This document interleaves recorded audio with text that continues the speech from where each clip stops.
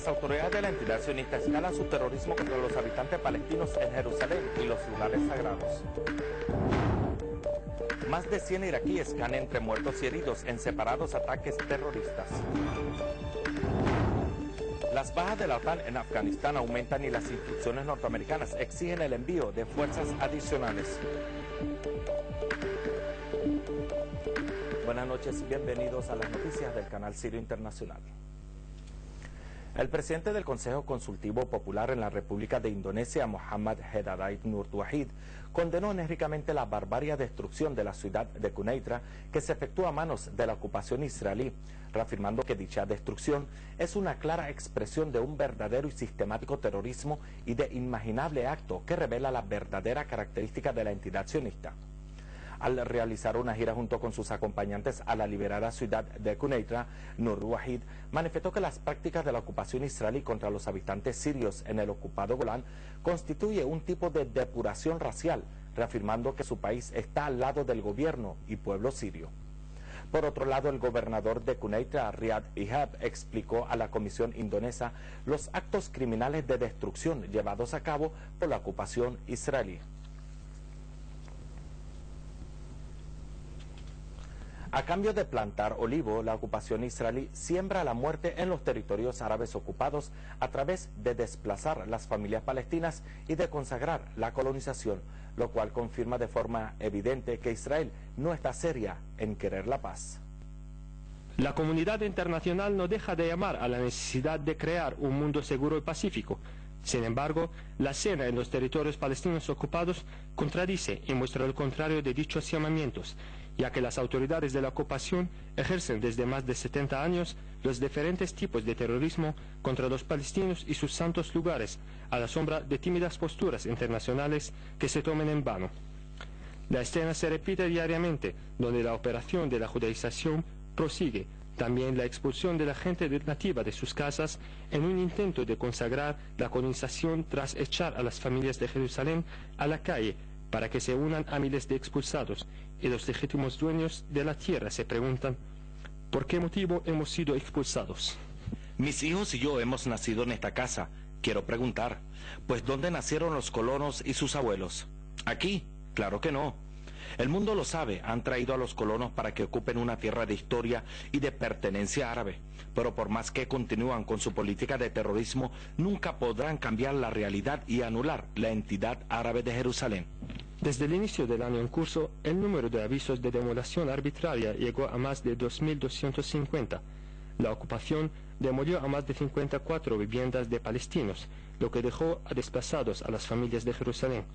Lo que empeorará aún más la situación es la decisión del Knesset de privatizar los territorios palestinos ocupados en 1948 y la continuación de la construcción del muro racista de separación, lo cual exige la unificación de las filas para hacer frente a los ataques terroristas sionistas que abarcan Cisjordania, Jerusalén y el sector cercado de Gaza, en donde viven más de 1,5 millones de palestinos en una gran presión hace más de 3 años, resistiendo el hambre, el cerco y la muerte lenta.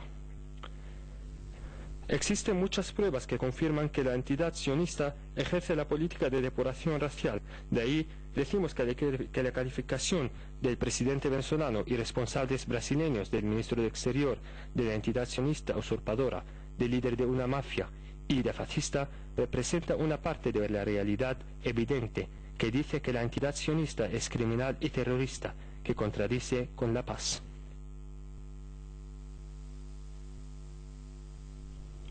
Con el respaldo de soldados de la ocupación israelí, colonos judíos agredieron a decenas de ciudadanos palestinos y periodistas que salieron para hacer frente a una operación de expansión colonialista al sur de Nablus, en la ocupada Cisjordania. Los colonos intentaron apoderarse de las cámaras de los periodistas e impedirles de grabar sus violaciones y agresiones contra los indefensos palestinos, quienes intentaban sembrar sus propios terrenos en condena y repudio a la continuación de construir colonias. Es de señalar que las fuerzas de la ocupación utilizaron bombas de sonido, balas de goma y gases lacrimógenos para dispersar a los palestinos, lo que provocó heridas y numerosos casos de asfixia entre los palestinos. Otra escena semejante ocurrió en la aldea de Balín, que está en contra de la construcción del muro racista de separación, donde decenas de palestinos y solidarios extranjeros sufrieron de casos de asfixia al respirar gases lacrimógenos y materiales químicos lanzados por los soldados de la ocupación durante su participación en una manifestación semanal en Balín. De igual manera, los ocupantes usaron agua de alcantarillado para dispersar a los manifestantes, por lo cual decenas de ellos vomitaron. No menos de 38 personas perecieron y 92 resultaron heridas a causa de la detonación de un coche bomba en las proximidades de una mezquita en la ciudad de Mosul.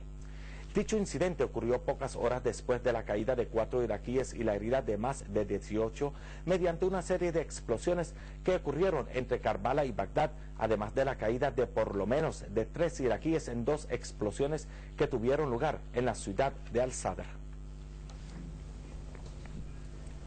El miembro de la delegación defensiva en el Consejo Consultivo iraní, Mahmoud Ahmadi-Bigish, manifestó que Israel tendrá que afrontar una dura respuesta en caso de desatar cualquier agresión contra Irán.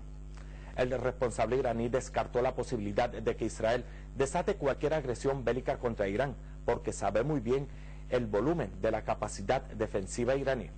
Por su parte, el comandante de las Fuerzas Aéreas del Ejército iraní reafirmó que dichas fuerzas se encuentran en su máxima preparación, capaces de ejecutar sus misiones de manera exitosa y de alcanzar los objetivos militares más lejanos, así como defender al país. El presidente de la República Bolivariana de Venezuela, Hugo Chávez, criticó el plan de Colombia sobre el establecer bases militares estadounidenses en la zona fronteriza de Colombia con su país e insta en la necesidad de desempeñar todo esfuerzo posible para enfrentar los pasos que podrían incrementar la tensión en la región, igualando la referida situación con la existencia de Israel en la región árabe. Asimismo, Chávez reafirmó que los objetivos estadounidenses confieren a su país el derecho de disponer de armamentos en defensa a los proyectos de Caracas y sus recursos petrolíferos y los logros económicos de aspecto socialista. Durante su reunión con el expresidente de Colombia, Ernesto Samper, Chávez repitió su visión sobre la solución, de la cual consta en el retiro del presidente Álvaro Uribe de su acuerdo con Washington. No hay mediadores, aquí no hay mediación. La única forma en que esta situación vuelva vamos a decir, a la calma, es que desista Colombia de entregarle a Estados Unidos su territorio, para que desde allí continúe planificando agresión.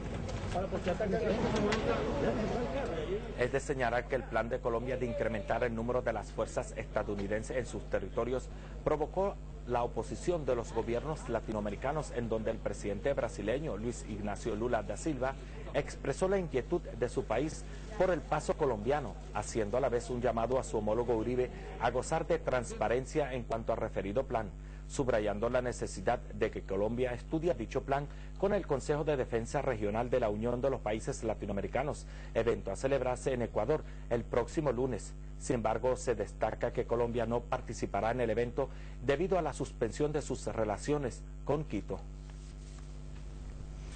El ministro de Defensa británico reconoció la muerte de 3 de sus soldados y la herida de gravedad de otro a causa de la explosión de una bomba contra un vehículo que pertenece a la unidad de paracaidistas en la región de Helmand, al sur del país, ascendiendo así a 9 la cifra de las bajas de la OTAN en Afganistán en menos de 24 horas, entre los cuales están 5 soldados estadounidenses.